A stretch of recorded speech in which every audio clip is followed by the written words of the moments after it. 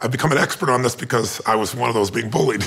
And most people wouldn't think of that about me because I'm 6'7", but I was actually always the smallest kid in my class. Part of what kept me going was a vision in my mind that said, they may do this to me today, but someday, you know, my life will be more. I won't be the person that people verbally or physically abuse. And I remember being in high school and envisioning someday I was going to become the successful person and I was going to make a difference. And I'd become, you know, financially successful. The fact that we had no money was one of the things that I was bullied about most.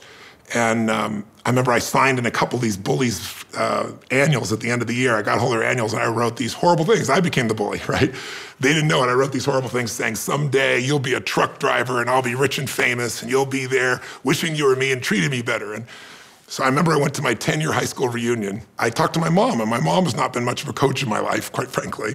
But that day she was really interesting. She said, what's going on? I said, oh, I'm going to my 10-year high school reunion and I just want to say hello. I'm driving my way up. And she goes, honey, I can hear something in your voice. What is it? I said, nothing.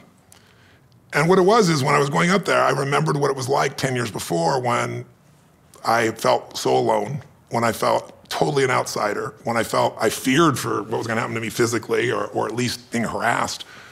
And I felt, you know, just so different, outside and alone. And she said, honey, she said, I didn't tell her any of that. And she said, honey, you were always the outsider. You were always the loner. And she goes, look what being different got you. She goes, now, how many people are in your high school? And I said, I don't know, 2,000. She goes, 5,000 people show up to hear you speak.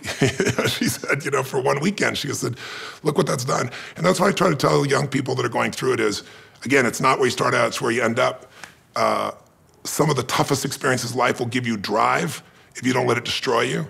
If you realize that this person who's a bully is often a bully because they're massively insecure, and just go, this is temporary, and get yourself with a peer group of people who respect you, who love you, appreciate you, who you appreciate and love, and spend more of your time there.